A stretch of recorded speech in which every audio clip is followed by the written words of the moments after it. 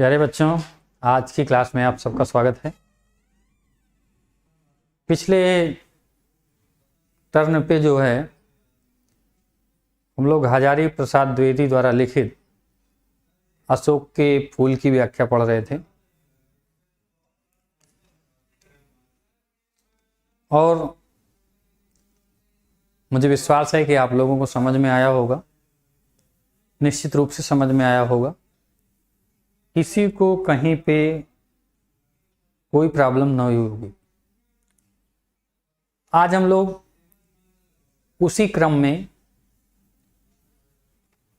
इस टॉपिक को आगे बढ़ाते हैं और टॉपिक को आगे बढ़ाते हुए आगे की व्याख्या पढ़ेंगे।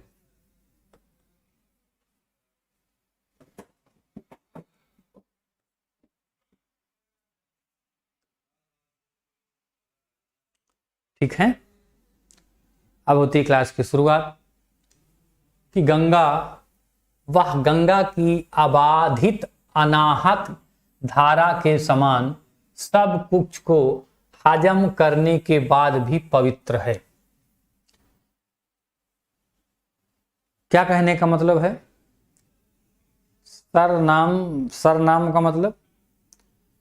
का मतलब अशोक का फूल ना, और अच्छा सरनमा।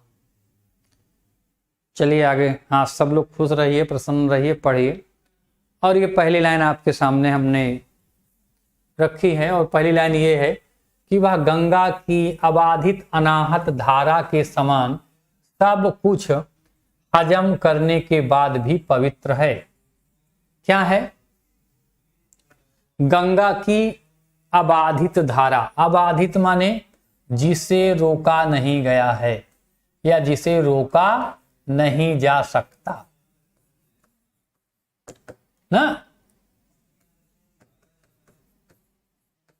ऐसी धारा है। जैसे गंगा की धारा सदियों से निरंतर बिना रुके हुए, जैसे गंगा की धारा बिना रुके हुए सदियों से आगे बढ़ती चली जा रही है और उसके अंदर क्या है कि सब कुछ हजम करने की, सब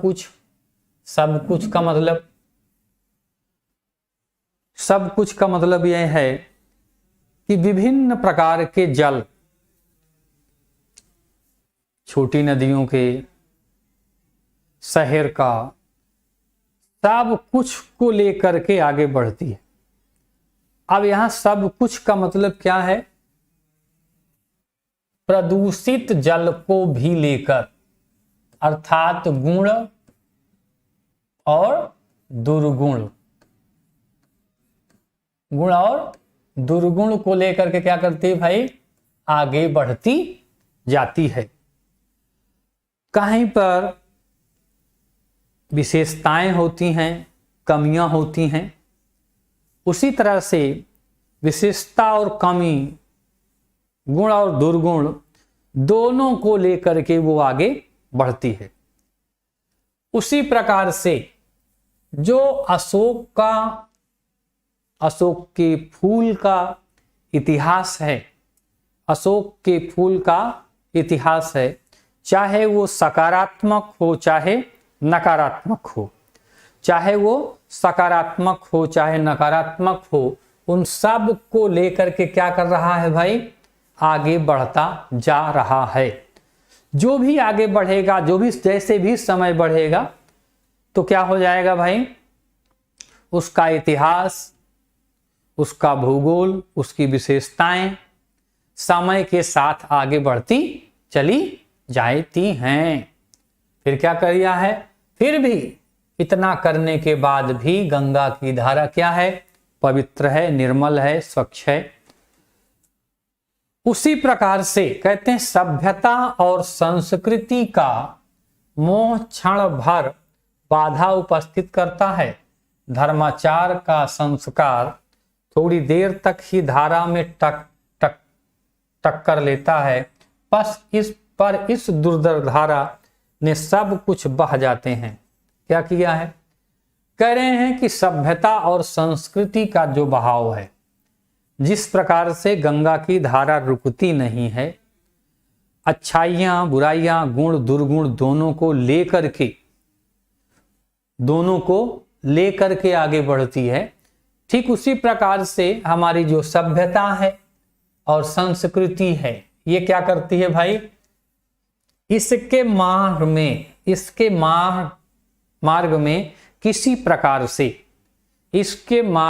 किसी प्रकार से कोई भी अवरोध उत्पन्न नहीं हो सकता और न होता है। अवरोध उत्पन्न नहीं होता है, कोई रुकावट नहीं होती है, कोई बाधा नहीं होती है। फिर क्या कहते हैं? धर्माचार का संस्कार, धर्म के आचरण की संस्कार का मतलब होता है हमारा स्वभाव या आचरण। तो जो हमारा आचरण है वो कैसा है? धर्ममय है। हजम करना माने डाइजेस्ट करना जिसको कहते हैं ना, वही होता है हजम का मतलब डाइजेस्ट, समझ गए? तो हजम का मतलब क्या है? ऑब्जर्व करना ना। तो क्या कर रहे हैं हम? उसको स्वीकार नहीं कर पाते हैं। तो थोड़ी देर के लिए तक इस धारा से टक्कर लेता है, क्या होता है कि हम उसको स्वीकार नहीं कर पाते हैं और दोनों में एक दूसरे के लिए विरोध के भाव होते हैं। दोनों की भावनाएं एक दूसरे से भिन्न होती हैं, जिसके कारण संघर्ष उत्पन्न होता है। संघर्ष कब उत्पन्न होता है? मतभेद कब होता है? जब दोनों में क्या हो जाएगा? अलग अलग मानसिकता का जन्म होगा। अनाहत का मतलब होता है बिना रोके हुए। अनाहत का मतलब बेटा होता है बिना रोके हुए, अर्थात बिना रुकाव के, बिना ठहराव के, बिना किसी बाधा के। ठीक है। फिर क्या कहते हैं? पर इस दुर्दम धारा में सब कुछ बह जाता है। यह दुर्दम माने क्या होता है? दुर्दम माने जिसका दमन नहीं किया जा सकता है, जिसको रोका नहीं जा सकता है, जिस पर नियंत्रण नहीं किया जा सकता है, या नियंत्रण किया जा सकता है तो बहुत कठिनाई से, ठीक है ना, बहुत कठिनाई से जिस पर नियंत्रण किया जा सकता है। उसकी बात है कि जितना कुछ इस जीवनी शक्ति को समर्थ बनाता है, क्या करता है भाई? ये जितना कुछ जीवनी शक्ति, जीने की मनः स्थिति, जीने की मनः स्थिति, जीने की जो कला है, जीने की जो क्षमता है, वो क्या करती है? अब हमारी जीवनी शक्ति का मतलब जीने की शक्ति अगर प्रबल होगी तो थोड़ी सी विपरीत परिस्थितियों में ही क्या हो रहा है भाई? हम अपने आप को संघर्षरत करते हुए अपनी जीवन शैली में सुधार करते हुए अपने जीवन को सुखपूर्वक हम क्या कर रहे हैं भाई? बिता सकते हैं। बेटा एक जो है बच्चा पूछ रहा है बार बार कि साइंस के लिए है कि आर्ट के लिए है। ये जो है मैं कई बार बता चुका हूं कि ये जो है आपकी सामान्य हिंदी के चैप्टर हैं। तो सामान्य हिंदी के चैप्टर हैं, इसको सामान्य हिंदी के अंतर्गत ये पाठ हैं। उतना उसका अंग बन जाता है। क्या करते हैं भाई? उसको हम जीवनी शक्ति में ग्रहण करते हैं और उसके बाद क्या करते हैं? उसको अंग के रूप में स्वीकार कर लेते हैं। बाकी फेंक दिया जाता है। अर्थात क्या है? जो हमारे लिए उपयोगी है, हमारी संस्कृति के लिए उपयोगी है, हमारी जीवन शक्ति के लिए उपयोगी है, हमारे समाज के लिए उपयोगी है, जो कुछ हमारे लिए उपयोगी है, ये मानव का स्वभाव भी है, मानव की विशेषता भी है, मानव का गुण भी है कि जो उसके लिए अच्छा है उसे वो क्या करता है? उसी भाव से स्वीकार करता है। स्वीकार करता है का मतलब उसको ग्रहण कर लेता है। और कई बार इस विषय में बात हो भी चुकी है कि हमें अच्छाइयों को ग्रहण करना चाहिए, दुर्गुणों को छोड़ना चाहिए। जैसे क्या है कि साधु ऐसा चाहिए जैसा शुभ शुभाए, और सार सार को गहराए थोथा देवी उड़ाए। तो काम की चीजें ही ग्रहण करना चाहिए और सही बात है, और व्यवहारिक जीवन में हम ऐसा ही करते चले आते हैं। अच्छाइयों को ग्रहण करते हैं और दुर्गुणों को छोड़ते हैं। तो उसके बाद कहते हैं कि धन्य हो महाकाल, तुमने कितनी बार मदन देवता का गर्व खंडन किया है। महाकाल का मतलब यहाँ शिव का बोधक है, और शिव जो है किसके हैं? शिव के। अगर इसीलिए कहा जाता है उनको कामारी भी कहा जाता है। कामारी का मतलब अपनाता माने स्वीकार करता बेटा। तो कह रहे हैं कि धन्य हो महाकाल, हे शिव जी तुम धन्य हो। तुमने कितनी बार मदन देवता माने काम देवता के गर्व को खंडन किया है। काम देवता को जब भी अहंकार हुआ कि मैं अपने प्रभाव से किसी को भी प्रभावित कर सकता हूं, तब आपने क्या किया है? उनके अहंकार का खंडन किया है, उनकी सोच को, उनके अहंकार को नष्ट किया है। बेटा देखोगे तो मिलेगा ना। अब थोड़ा सा और आगे बढ़ जाओ, सातवां लेक्चर है, 8 लेक्चर में पूरा पाठ है। तो वहां पे देख, महादेव माने बेटा शिव। महादेव का मतलब शिव, शंकर जी, भोलेनाथ। धर्मराज के गारासार में क्रांति मचाई है। क्या कर दिया है? धर्मराज को भी अपने प्रभाव से प्रभावित किया है। अर्थात जो धर्म का आचरण करने वाले हैं, कामदेव ने उनको भी क्या किया है? अपने प्रभाव से प्रभावित किया है। कह रहे हैं यमराज के निर्णय तारल्य को पी लिया है। यमराज के क्या कर दिया है? उनका जो निर्णय है उसको भी आपने समाप्त कर दिया है। विधाता के सर्वकृतित्व के अभिमान को चूर्ण किया है। क्या कर दिया है भाई? जो विधाता है, ब्रह्मा है, कि हम ही सब कुछ करते हैं और हमारे द्वारा ही जो कुछ संसार में होता है वो होता है। लेकिन क्या कर दिया है? शिव ने सबके अधिकार क्षेत्र को, और जिसको भी अहंकार आया है उसे क्या किया है? उसे अपने उसकी सीमा में ले जाकर के स्थापित कर दिया है। चलिए भाई आगे चलते हैं। आज हमारे भीतर जो मोह है, संस्कृति और कला के नाम पर जो आसक्ति है, क्या है भाई? हमारे अंदर मोह है। भीतर का मतलब अंतरात्मा से है, हमारे मन में है, हमारे अंतरात्मा में है, हमारे हृदय में। मोह का मतलब क्या होता है भाई? मोह का मतलब होता है लालच, या इंद्रिय जन्य लालच कह सकते हैं। इंद्रिय जन्य लालच, जो भाव स्त्रियों, तारल्य का मतलब तरल पदार्थ ना, तारल्य का मतलब तरल पदार्थ होता है। और संस्कृति और कला के नाम पर, संस्कृति और कला, इसको तो जानते ही होंगे। संस्कृति का मतलब रहन सहन, रीति रिवाज, और कला का मतलब 64 कलाएं जो होती हैं उसकी बात कर रहे हैं। के नाम पर जो आसक्ति है, आसक्ति का मतलब होता है बेटा लगाव। आसक्ति का क्या मतलब होता है? लगाव, प्रेम ना, वो होता है। आगे चल रहे हैं। धर्माचार और सत्यनिष्ठा के नाम पर जो जड़िमा है। धर्माचार माने धर्म का आचरण। धर्म का आचरण का मतलब कहते हैं ना, ये करना धर्म है, ये करना अधर्म है, इसकी बात कर रहे हैं। सत्यनिष्ठा माने सत्य के प्रति निष्ठा का भाव। निष्ठा का मतलब क्या होता है? निष्ठा का मतलब होता है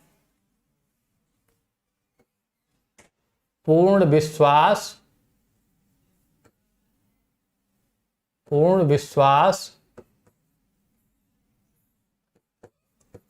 पूर्ण सम्मान। पूर्ण विश्वास या पूर्ण सम्मान ना। तो कह रहे हैं कि ये धर्माचार, सत्यनिष्ठा के नाम पर जो क्या है? जड़िमा है। जड़िमा का मतलब होता है निर्जीवता, और निर्जीवता का मतलब क्या यहाँ पे है? निर्जीवता, या निर्जीवता का मतलब यहाँ क्या है? कि बिल्कुल स्थिर भाव। हम उसमें से तनिक भी पलटने वाले, तनिक भी हटने वाले, तनिष्ठ भी हटने वाले नहीं हैं। आसक्ति का मतलब होता है लगाव, और आसक्ति का मतलब क्या होता है? इतना ज्यादा लगाव, इतना ज्यादा प्रेम, इतना ज्यादा जुड़ाव कि उससे हम अलग न हो सके, या अलग होने का भय हमारे मन में सदैव बना ही रहे। आगे कहते हैं उसमें का कितना भाग तुम्हारे कुंठ नृत्य से ध्वस्त हो जाएगा। कह रहे हैं क्या कि कुंठ नृत्य, हाँ, कुंठ नृत्य का मतलब कुंठा का नृत्य ना, कुंठा का नृत्य जो है अपने आप को पतित करेगा, नीचे ले जाएगा। कौन जानता है मनुष्य की जीवन धारा फिर भी अपनी मस्तानी चाल से चलती चली जाएगी। कह रहे हैं मनुष्य की जो जीवन धारा है, मनुष्य की जो जीवन शैली है, वो क्या करेगी भाई? हमको आगे बढ़ाए जाएगी, हमको आगे बढ़ाने में सहयोग करेगी। जड़ीमा का मतलब, जरीमा जो आपने लिखा है वो है जड़ीमा, और जड़ीमा का मतलब होता है निर्जीवता। जड़ीमा का मतलब होता है निर्जीवता। आगे कहते हैं आज अशोक के पुष्प अस्तावकों को देखकर मेरा मन उदास हो गया है। अशोक के पुष्प का पाठ का नाम है ही है अशोक के पुष्प। अशोक के गर्व का मतलब क्या होता है भाई? गर्व का मतलब होता है घमंड। और कुंठ नृत्य ना, कुंठ नृत्य माने ऐसा नृत्य जो क्या कर दे भाई? कुंठा का भाव उत्पन्न करे, कुंठा का भाव प्रकट करे। कंठ माने ये होता है ना जब बोलने से, जहां से मस्तानी चाल का माने आनंद की चाल, आनंद की चाल का मतलब खुशी का चाल, प्रसन्नता का भाव। ठीक है, ठीक है। कुंठा, कुंठा का मतलब होता है कि हम क्या हो जाएं? निराशा का भाव कह सकते हैं।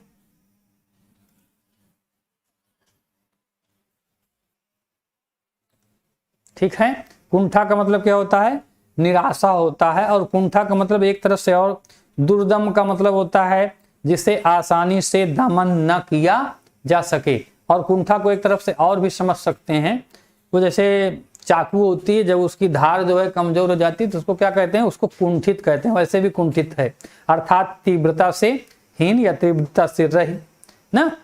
उसके बाद मोह का मतलब नहीं जानते, मोह लालच नहीं जानते हैं, मोह और लालच नहीं जानते हैं।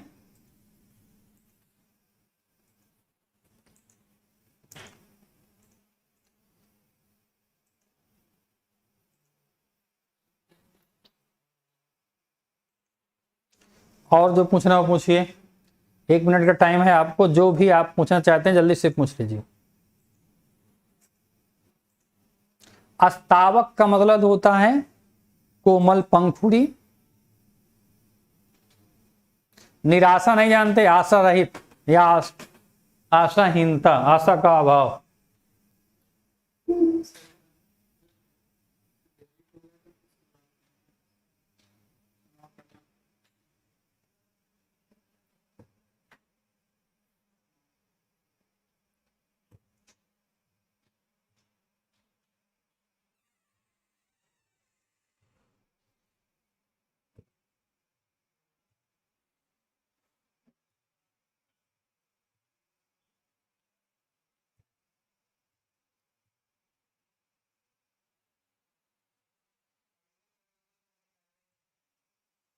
ठीक है,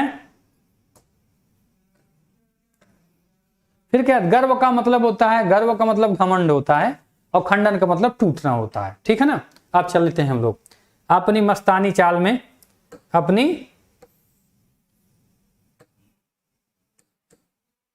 अपनी मस्तानी चाल में चलती चली जाएगी। आज अशोक के पुष्प अस्तावकों को देखकर मेरा मन उदास हो गया है। क्या है? सत्य निष्ठा का मतलब होता है सत्य के प्रति निष्ठा। ठीक है।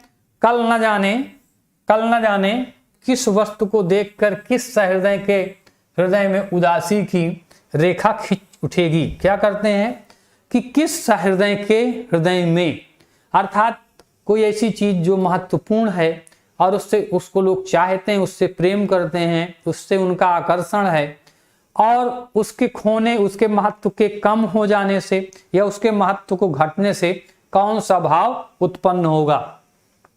जिन बातों को मैं अत्यंत मूल्यवान समझ रहा हूं और जिनके प्रचार के लिए मैं चिल्ला चिल्ला कर गला सुखा रहा हूं, उनमें कितनी जिएंगी और कितनी जाएंगी। अर्थात जो मैं ये बता रहा हूं सभ्यता की बातें, संस्कृति की बातें, हाँ बता तो दिया भाई। कुंठ नृत्य का मतलब होता है कुंठा के साथ नृत्य ना, और क्या क्या नहीं बता रहा हूं क्या बताएं भाई।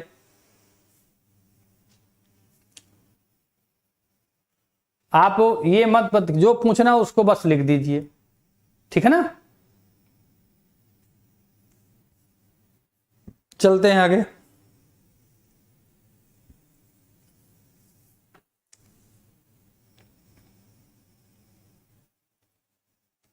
आगे चलते हैं। कौन जानता है कि मैं क्या अशोक से उदास हुआ हूं। क्या अशोक को जो सम्मान मिलना चाहिए, अशोक को जो मान मिलना चाहिए, अशोक को जो प्रसिद्धि मिलनी चाहिए, क्या उसके कारण मेरे मन में उदासी हुई है ना।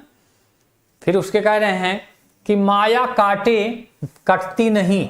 माया का मतलब जो उसका प्रभाव है, उसका जो असर है, वो आज भी उसी तरीके से बना हुआ है। अशोक का महत्व, अशोक का असर, अशोक की प्रतिष्ठा, अशोक का सम्मान आज भी उसी तरीके से क्या है, उसी तरीके से दिखाई देता है। सहृदय माने हृदय के साथ या हृदय युक्त या भावना, ऐसा व्यक्ति जो भावनाओं का मतलब होता है। आगे कहते हैं उस युग के साहित्य और शिल्प मन को मसले दे रहे हैं। उस समय का जो साहित्य है, रचना है, और उसके साहित्य का जो शिल्प का आधार है ना, वह हमारे मन में जो भाव है, अशोक के प्रति जो सम्मान है, उसको क्या कर रहे हैं भाई, समाप्त कर रहे हैं। सत्य निष्ठा का मतलब सत्य के प्रति आस्था, सत्य के निष्ठा का मतलब विश्वास, निष्ठा का मतलब आस्था, ठीक है ना। अशोक के फूल की नहीं, क्या कह रहे हैं, अशोक के फूल की नहीं। अशोक के फूल का महत्व उसी तरीके से आज भी बना हुआ है। किसलय भी हृदय को कुरेद रहे हैं। किसलय माने कोमल पंखुड़ियां ना, कोमल पत्ते आज भी अपने महत्व को, किसके किसलय की बात कर रहे हैं, अशोक के पुष्पों के किसलय की बात रहे हैं। मसले का मतलब रगड़ना ना, मसले का मतलब रगड़ना, मसलना का मतलब रगड़ना, उसके सार को निकालना, उसके तत्व को समझना, उसको गुण की परख करना, जान करना, ठीक है ना। फिर कह रहे हैं कि कालिदास जैसे कल्प कवि ने अशोक के पुष्प को ही नहीं, किसलयों को भी मदमत्त करने वाला बताया था। अवश्य ही शर्त यह थी कि वह दैता प्रिया के कानों में झूम रहा हो। कह रहे हैं कि कालिदास ने क्या किया है कि केवल अशोक के पत्तों की ही बात नहीं की है, उनके कोमल पत्तों की। कोमल पत्तों को मतलब जो नए नए उगे हैं। कोई भी पत्ता जब उगता है किसी भी पेड़ पर, तो सामान्यतः क्या होता है, वो तांबे का कलर का होता है। जिस समय सूर्य उदित होता है थोड़ा सा लालिमा लिए होता है, फिर धीरे धीरे वो हरा होता चला जाता है। जब वो लाल रहता है ना तो उसी को किसलय कहते हैं। जब वो लाल कलर का होता है तो वो किसलय कहते हैं, वो बड़ा ही कोमल होता है। तो कह रहे हैं कि बस बात ये है कि वो किसलय का जो पत्ता है, किसलय है जो पत्ता है, अशोक का पत्ता है, वो क्या हो, अगर नायिका के कानों में या आभूषण के रूप में उसको स्वीकार किया जाता है, जब किया जाता है तो किसी के मन को भी विचलित कर देता है। विचलित कर देना का माने अस्थिर कर देना। उसको देख करके कोई भी, किसी के भी मन में आह फूट सकती है।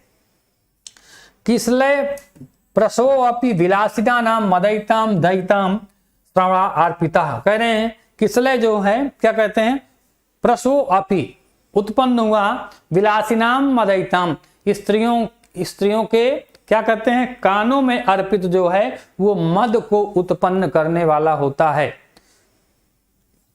कुरेद रहा है माने याद दिला रहा है, कुरेदना का मतलब होता है याद देना ना। फिर कहते हैं परंतु शाखाओं में लंबित वायु क्या है, लुलित किसलयों में भी मादकता है। क्या कहते हैं, सुंदर किसलयों में भी मादकता देखने को मिलती है। मादकता का मतलब होता है हृदय में विलासिता के भाव का उठना। मसलना का मतलब यार रगड़ना ना, दबाना, पिसल, उसके अर्क को निकालना ना, ठीक है ना। फिर कहते हैं मेरी नस नस में आज करुण उल्लास की झाझा उत्थित हो रही है, मैं सचमुच उदास हूं। क्या कर रहे हैं, मेरे नस नस में, रोम रोम में, और रस जानते हैं कितनी नस होती है, अनंत नसें होती, नस का कोई अंत ही नहीं होता है। वहां क्या है, प्रसन्नता के भाव हैं। हाँ लुलित, हाँ वायु लुलित किसलयों, वायु जब चलती है ना तो हिलता है ना किसलय, किसलय के माने पत्ते हिलेंगे कि नहीं हिलेंगे, तो वायु के कारण जो किसलयों का हिलना, जब पत्ते हिलेंगे तो क्या हो जाएगा भाई, उसकी जो सुगंधित वायु है, उसकी जो सुगंधित वायु है वो भी आगे की तरफ बढ़ेगी। जब वो आगे बढ़ेगी तो उसकी खुशबू, जब सेंट जैसे ना, सेंट लगा करके क्या करते हैं भाई, सेंट लगा करके चारों तरफ खुशबू फैलाते हैं। तो यहां पर पत्तों की सुगंध या पत्तों के हिलने से उसकी जो सुगंध है, हिलेगी तो हवा चलेगी, और जब हवा चलेगी तब क्या हो जाएगा, उसकी सुगंध जो है हमारे मन को क्या करने वाली होगी, असहज करने वाली होगी। कह रहे हैं झाझा उत्थित करने वाली होगी, मन में अनेकों प्रकार के विचार उत्पन्न करने वाले होंगे। मैं सचमुच उदास हूं, कह रहे हैं मैं सचमुच उदास हूं, माने मैं खुद ही करुण उल्लास, करुण नहीं जानते हो, करुण नहीं जानते हो, करुण का मतलब दुख होता है भैया, करुण रस होता है, उल्लास का मतलब खुशी, सुख दुख, करुण उल्लास का मतलब सुख दुख। बात समझ में आ गई विकास जी।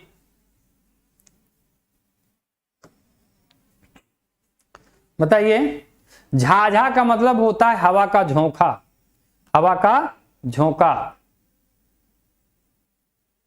ठीक है ना। करुण उल्लास का मतलब बता दिए हैं, करुण का मतलब होता है दुख, उल्लास का मतलब होता है खुशी। तो यहां सुख दुख की बात होती है। और बताइए, और जो पूछना पूछिए, फिर आगे चलते हैं। चलिए, झाझा नहीं जानते, जैसे तूफान आते हैं ना, अस्थिर करने वाले। ललित का मतलब सुंदर, अच्छा लगने वाला। दुख का मतलब भी नहीं जानते हो, वेरी गुड, अच्छा पूछ लो। कर माने हाथ होता है।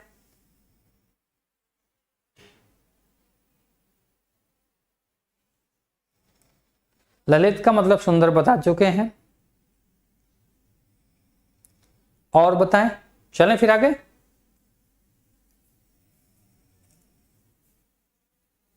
आगे चलें। अरे यार, विलासिना माने स्त्री, नायिका की बात हो रही। उत्थित का मतलब उत्पन्न होने वाले, ललित का मतलब सुंदर, अच्छे लगने वाले, या लावण्य युक्त, सौंदर्य युक्त। उत्थित का मतलब शिवम जी उत्पन्न होने वाले, ठीक है। लंबित का माने लटकते हुए, लंबित का मतलब लटकते हुए, ठीक है। और बताइए, और किसी को कोई दिक्कत है? चले भाई आगे।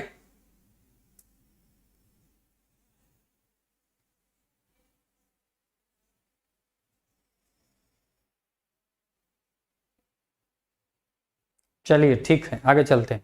फिर कहते हैं आज जिसे हम बहुमूल्य संस्कृति मान रहे हैं, हाँ, आज हम जिसे बहुमूल्य संस्कृति मान रहे हैं, माने बहुमूल्य का मतलब बेशकीमती या अमूल्य, संस्कृति का मतलब कई बार बता चुके हैं, संस्कृति का मतलब रहन सहन, रीति रिवाज, परंपराएं जो हमारे जीवन का अंग है उसकी बात कर रहे हैं। जो हम संस्कृति मान रहे हैं वह क्या ऐसी ही बनी रहेगी?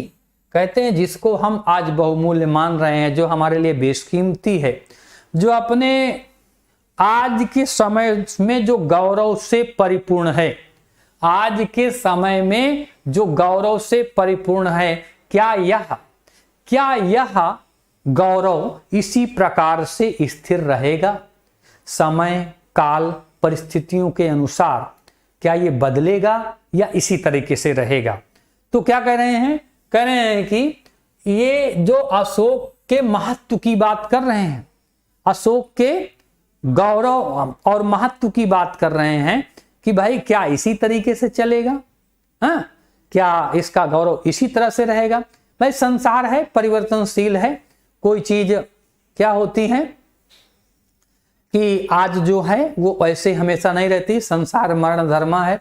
आप लोग पढ़ेंगे, आपको एक चैप्टर और पढ़ने को आगे मिलेगा। पद में है कि क्या है, संसार परिवर्तनशील है, परिवर्तन नाम का शीर्षक है जिसको हम लोग पढ़ेंगे। तो भाई बस करो यार, बहुत अच्छा पढ़ाते हैं, आपको अच्छा लगता है ठीक है, यही सबसे बड़ी बात है। लिखने की जरूरत नहीं है। मेरी अच्छाइयां मुझको मत बताओ, मेरे अंदर जो कमियां हो, जहां पे न समझ में उसको बताओ, ठीक है ना। जहां पे आपको नहीं समझ में आता है उसको बताओ, और मेरी अच्छाइयों को मत बताओ, ज्यादा बताने की जरूरत नहीं। बस पढ़ते जाओ, जो नहीं समझ में आए ये ना कहो। हाँ, इतना कह दोगे कि हाँ समझ में आ रहा है तो मुझे लगेगा कि हाँ ठीक हो, ज्यादा उसकी मुझे जरूरत नहीं है। बस आपको जो न समझ में आए वो आप मुझसे बताइए, ठीक है ना। फिर क्या कह रहे हैं कि सम्राटों सामंतों ने जिस आचार निष्ठा को इतना मोहक और मादक रूप दिया था। क्या कह रहे हैं? क्या कह रहे हैं भाई? कि इतना मादक स्वरूप जो दिया। अब सम्राटों और सामंतों ने आचार निष्ठा को क्या किया है? आचरण और निष्ठा को। आचरण का मतलब क्या है? चरित्र है। निष्ठा का मतलब विश्वास है। अगर इसको हमने इतना मनमोहक स्वरूप दिया, मोहक का मतलब मनमोहक, मोहक का मतलब मनमोहक, और मादक का मतलब होता है मद उत्पन्न करने वाला। मद का मतलब क्या होता है? मद जानते हैं आप? मद माने होता है मदिरा या शराब या दारू। तो कह रहे हैं कि ऐसा भाव उत्पन्न करने वाला है, जैसे जो दारू पीने वाला होता है, शराब पीने वाला, उसको दुनियादारी से कोई मतलब नहीं रहता, अपनी जिंदगी में ही मस्त रहता है।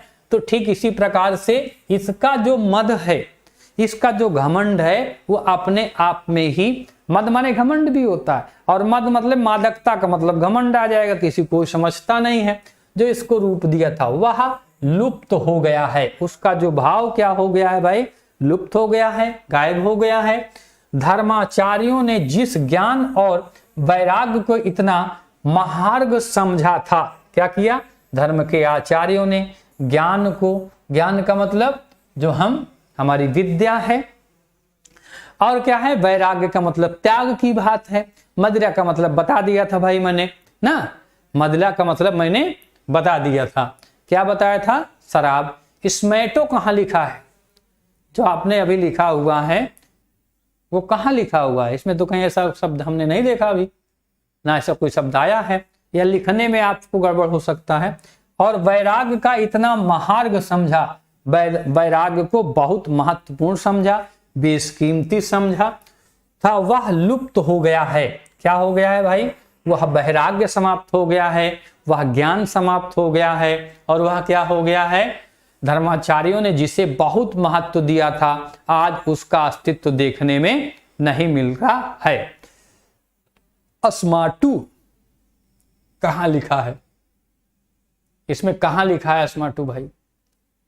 ऐसे जो शब्द नहीं यूज हुए उनकी बात मत करिएगा। सामंत का मतलब कई बार बता चुका हूं। सामंत का मतलब जो राजा के अधीन छोटे छोटे, जैसे आज के ब्लॉक प्रमुख होते हैं, उसकी बात कर रहे हैं। महार्घ का मतलब श्रेष्ठ, बहुत बड़ा, महान, बड़ा। और मोहक, मोहक का मतलब होता है मन को मोहित करने वाला। कहते हैं मध्य युग के मुसलमान ईसाई रईसों के अनुकरण पर जो रस राशि उमड़ी थी, क्या करते हैं? और मध्य युग में, मध्य युग माने मध्यकाल की बात कर रहे हैं। मुसलमान जो क्या थे, मुस्लिम लोग संपन्न थे, मुस्लिम धर्म को मानने वाले संपन्न पैसे वाले लोग जो थे वो क्या करते थे, उनका अनुकरण करते थे। और क्या करते थे, रस राशि, रस का मतलब जानते ही हैं, हाँ रस का मतलब जानते ही हैं। निष्ठा है यार, निष्ठा है। और कौन सा शब्द आप बता रहे थे, वो शब्द ही नहीं है, दूसरी लाइन में नहीं है, तो इसमें भी कोई ऐसा शब्द नहीं है, रूप दिया वह लुप्त हो गई। ऐसा कोई शब्द जो आप पूछ रहे हैं इसमें कोई शब्द नहीं है, स्मेटो नहीं है, समेटो नहीं है, समेटो, अरे यार इसमें समेटो कहाँ लिखा है, जबरदस्ती आप कह रहे हैं, कहाँ से पता नहीं लिखा। चलिए खैर, वह वाष्प की भांति, वह क्या हो गया, वाष्प माने क्या होता है, वाष्प माने होता है गर्म जल के समान, सम्राट है, हाँ सम्राट तो बता रहा हूं, सम्राट माने राजा नहीं जानते हो, वाष्प माने क्या होता है, जल, कैसा गर्म जल भैया, गर्म जल, जब पानी गर्म होता है तो वाष्प होकर चला जाता है। और सम्राट का मतलब राजा होता है। पहले आज के समय में जैसे प्रधानमंत्री मुख्यमंत्री होते थे, पहले सम्राट होता था, सम्राट और राजा एक दूसरे वही उसी पद के लिए होता था। रस का मतलब आनंद होता है, ये आप जानते ही हैं। कहा गई क्या यह मध्य युग के कंकाल में लिखा हुआ है, मध्य युग का कंकाल, मध्य युग के अवशेष, मध्य युग के क्या होता है, मध्य युग के क्या है भाई, अवशेष, अवशेष माने बचे हुए। तो मध्य युग का जो इतिहास है, मध्य युग का जो इतिहास है, मध्यकालीन जो इतिहास है, उसमें इसकी कहानी लिखी हुई है, इसका महत्व लिखा हुआ दिखाई पड़ता है। ठीक है, अब बताइए, हाँ सम्राट, यही तो मैं कह रहा हूं कि कहीं वो शब्द लिखा ही नहीं है, यहां लिख रहा है सम्राट और सामंत दो शब्द लिखा है, और सम्राट माने होता है राजा और सामंत माने होता है राजा के अधीन, या मान लीजिए उपराजा, चलिए हम इसको मान लेते हैं ना, ये होता है। महर्ष का मतलब महान होता है, ठीक है ना। और बताइए, कंकाल नहीं जानते हो, हड्डियों का ढांचा, कंकाल भी नहीं जानते हो, वेरी गुड। कंकाल माने हड्डियों का ढांचा, और हड्डियों का ढांचा का मतलब यहां है अवशेष। यहां का मतलब क्या है भाई, अवशेष। अवशेष का मतलब बचा हुआ हिस्सा, जो कुछ नष्ट हो गया है, खत्म हो गया है, उसके जो अवशेष हैं उसकी बात कर रहे हैं। चलिए भाई, और बताइए, और कहीं पे किसी को कोई दिक्कत हो तो बताइए।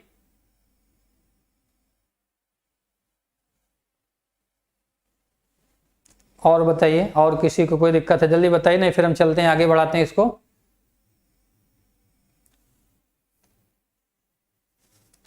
ठीक है, कह रहे हैं व्यावसायिक गुण का कमल ऐसा ही बना रहेगा। व्यावसायिक युग का, व्यवसाय किस समय का, व्यवसाय युग माने व्यवसाय का जो काल है, किसको महत्व मिलना चाहिए, किसको नहीं मिलना चाहिए, कौन कीमती है, किसकी कीमत नहीं है, आदि की बात कर रहे हैं। इसी प्रकार से वह महत्वपूर्ण बना रहेगा। महाकाल के प्रत्येक पदाघात से धरती धसकेगी। महाकाल का मतलब क्या होता है, एक तो हो गया समय और दूसरा होता है शिव के। जब शिव नृत्य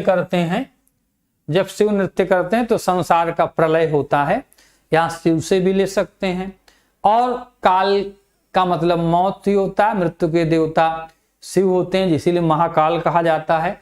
और जब वो प्रलयंकारी नृत्य करते हैं, जब वो नर्तन करते हैं तो क्या है, पृथ्वी कंपायमान होने लगती है, अर्थात बहुत कुछ बदलने के लिए क्या हो जाता है, उद्यत हो जाए। भाई कहीं पर जब कोई पुरानी चीजें, बात पुरानी बिल्डिंग टूटेगी तब उस पर सुंदर से बिल्डिंग बनती है। तो इसी तरह से जब नए समाज का निर्माण करना होगा, तब क्या हो जाएगा, तभी हम क्या कर पाएंगे भाई, तभी हम क्या कर पाएंगे, जब नए समाज का निर्माण करना है तो पुराने समाज को हटाना होगा। अब पदाघात माने पद के प्रहार से, पैर के प्रहार से। तो पदाघात का मतलब पद के उठाने से, पैर के चलाने से, उसके प्रभाव से, उसकी शक्ति से क्या हो जाएगा, हाँ तांडव, तांडव तो हम यहां नहीं लिख सकते हैं, तांडव तो नहीं लिख सकते हैं, उसके कुंठ नृत्य की, कुंठ नृत्य भाई क्या हो जाएगा, नृत्य, नृत्य का मतलब नाचना, और कुंठ का मतलब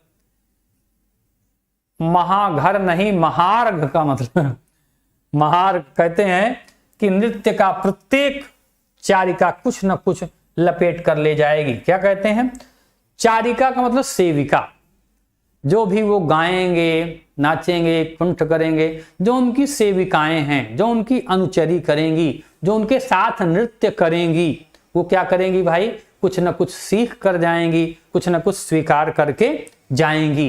भाई आप किसी के साथ रहेंगे, गाने में, नाचने में, पढ़ने में, खाने में, पीने में, जाने में, रहने में, तब क्या हो जाएगा, उससे कुछ न कुछ सीखेंगे ना। तो जहां पर क्या हो जाएगा, आप शिव के संपर्क में रहेंगे, अर्थात नृत्य करेंगे, तो शिव से कुछ न कुछ सीख करके भी जाएंगे, लपेट कर ले जाएंगी। सब बदलेगा, सब विकृत होगा, सब नवीन होगा। विकृत माने का मतलब होता है सब टूटेगा। अब अभी हमने कहा कि अगर हमें क्या करना है, अगर हमें नव समाज का निर्माण करना है तो हमें क्या करना होगा, पुराने समाज से क्या करना होगा, बाय बाय करना होगा। और जब पुराने समाज को हम छोड़ेंगे तभी नए समाज के, नए अंश के हम लोग क्या कर सकते हैं भाई, तो क्या कहते हैं, उस जो नए समाज का आनंद होता है उसे ही हम क्या कहते हैं, आनंद का बिंदु कहते हैं। समझ में आ रहा है। कहीं पे किसी को कोई प्रॉब्लम है तो बताइए, ठीक है ना, किसी को कहीं पे कोई प्रॉब्लम है तो बताइए।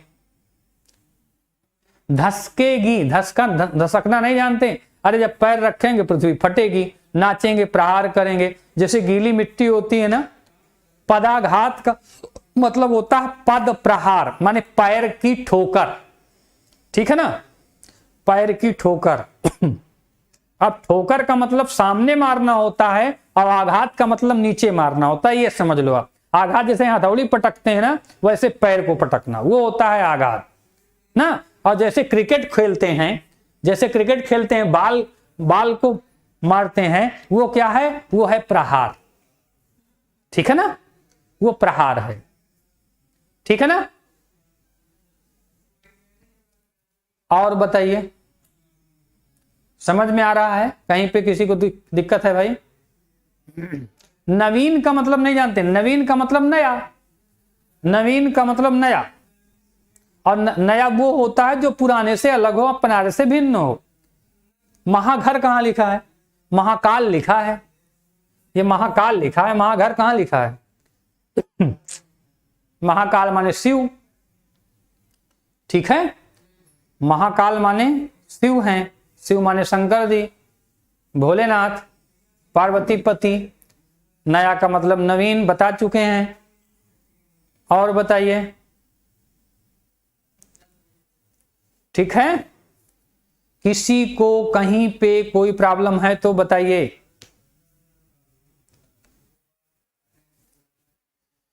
काहे रो रहे हो शिवम, क्या बात है, आंसू बहाने की क्या बात है भाई। ठीक है, रोने की जरूरत नहीं है। महार्घ का मतलब बता चुके हैं, महत्व माने बहुत बड़ा।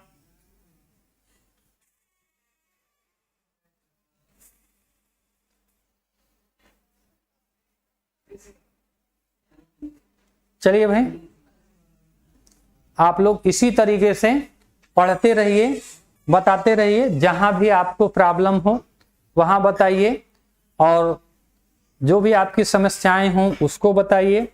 पढ़ते रहिए, लाइक करते रहिए, शेयर करते रहिए, अपने दोस्तों को बताते रहिए। आज की क्लास के लिए आप सबको बहुत बहुत धन्यवाद, बहुत बहुत शुभकामनाएं, बहुत बहुत आशीर्वाद। धन्यवाद। Thank you, very good.